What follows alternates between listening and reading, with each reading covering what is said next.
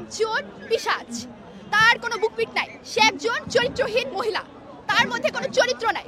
তাকে যে পাতে খেতে দেওয়া হবে সে পাতি ছিদ্র করবে। জিয়াউর রহমান যখন তাকে দেশে সুযোগ দিয়েছিল সে কি করেছে? রয়ের সাহায্যে জিয়াউর রহমানকে হত্যা করেছে। তাকে এরশাদ সুযোগ দিয়েছিল, তাদের সাথে কি করেছে? সেম কাহিনী করেছে। জামায়াত ইসলামী তাকে এখন সুযোগ দিতে চাচ্ছে। আবার যদি আসে জামায়াত ইসলামকে তো এবার ব্লেন্ড করে দিয়েছিল, এবার যদি শেখ হাসিনা ক্ষমতায় আসে জামায়াত ইসলামকে একেবারে মানে কি বলবো চিরতরে নিশ্চিত করে ফেলবে। যদি এটা সম্ভব না, শিবিরকে যদি এত সহজেই যদি নস্যাৎ করে দেওয়া সম্ভব হতো তাহলে তো আর মানে কি বলবো এই আন্দোলন সফল হতো না। শিবিরকে নস্যাৎ করা সম্ভব না, কিন্তু তারা কিন্তু চেষ্টা করেছে। এখন দেখেন বাংলাদেশের সংবিধান যদি আমরা মেনে থাকি, শেখ হাসিনা কিন্তু দেশে আনা সম্ভব। সংবিধান অনুযায়ী সে একজন ক্রিমিনাল, শেখ হাসিনা একজন গণহত্যাকারী। শেখ হাসিনা হেফাজত ইসলামীকে ব্লেন্ড করেছে, শুধু মারেনি। ছাত্র সমাজে আমি এখানে আন্দোলনে ছিলাম, জামাত ইসলামকে ঠিক করে দেওয়ার জন্য ধন্যবাদ।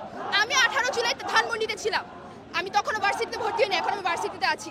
আমি দেখেছি আমার চোখের সামনে কিভাবে আমার ভাইয়াদেরকে চিকিটা কলেজে পড়তে ওই সময়টাতে সমানে জবাই করে হত্যা করা হয়েছে ছাত্রলীগকে দিয়ে। আমি নিচে লুকানো ছিলাম।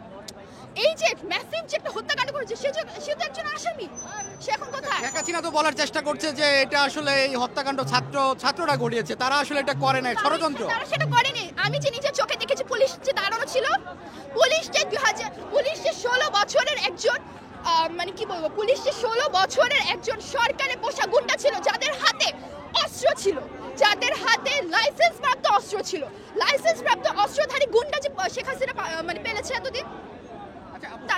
প্রশ্ন করতে চাই, 1996 সালে আপনি জানেন যে উচ্চ আদালতে তাকে রং হেডেড উপাধি দেওয়া হয়েছিল, মানে মানসিক সমস্যা আছে, যার ফলশ্রুতিতে তিনি কি এই ধরনের বক্তব্য আসলে আমরা তো সবকিছুই দেখি বা আমরা বুঝি, তিনি এই ধরনের বক্তব্য কেন দিচ্ছে বারবার? সে একজন পিশাচ, তার কোনো বুকপিট নাই, সে একজন চরিত্রহীন মহিলা, তার মধ্যে কোনো চরিত্র নাই। তাকে যে পাতে খেতে দেওয়া হবে সে পাতি ছিদ্র করবে। জিয়াউর রহমান যখন তাকে দেশে সুযোগ দিয়েছিল সে কি করেছে? রয়ের সাহায্যে জিয়াউর রহমানকে হত্যা করেছে। তাকে এরশাদ সুযোগ দিয়েছিল, তাদের সাথে কি করেছে? সেম কাহিনী করেছে। জামায়াত ইসলামী তাকে এখন সুযোগ দিতে চাচ্ছে। আবার যদি আসে জামায়াত ইসলামকে তো এবার ব্লেন্ড করে দিয়েছিল, এবার যদি শেখ হাসিনা ক্ষমতায় আসে জামায়াত ইসলামকে একেবারে মানে কি বলবো চিরতরে নিশ্চিত করে ফেলবে। যদি এটা সম্ভব না, শিবিরকে যদি এত সহজেই যদি নস্যাৎ করে দেওয়া সম্ভব হতো তাহলে তো আর মানে কি বলবো এই আন্দোলন সফল হতো না। শিবিরকে নস্যাৎ করা সম্ভব না, কিন্তু তারা কিন্তু চেষ্টা করেছে। তো শেখ হাসিনা একজন মেন্টাল প্রবলেম, তার মধ্যে যে একটা মেন্টাল প্রবলেম সেটা সে বারবার প্রমাণ করে গিয়েছে। তারেক রহমান যে ধরনের স্টেপ নিচ্ছে, তিনি বাহির থেকে 31 দফা এবং তিনি অসংখ্য নেতাকর্মীকে তিনি ইতিমধ্যে বহিষ্কার করে দিয়েছে, তার এই উদ্যোগকে আপনি কিভাবে দেখছেন? আমার কাছে মনে হয় সেটা খুবই ভালো, কিন্তু এখানে আপনাকে একটা জিনিস খেয়াল করতে হবে। একটা রাজনৈতিক দলের যুব দল আছে, ছাত্র দল আছে, শ্রমিক দল আছে, স্বেচ্ছাসেবক দল আছে। আপনি না হয় বড় বড় দলগুলোকে মানে বড় বড় যে পজিশনে এমপি মিনিস্টার, আপনি তাদেরকে না হয় সোজা হয়ে দাঁড়াতে বললেন, তারা না হয় সোজা আছে, কিন্তু আপনার মনে হয় আপনার আমার মতো যদি আমরা ছাত্র দল করি আমরা কখনো সুযোগ নিব না? আমরা সুযোগ নিব।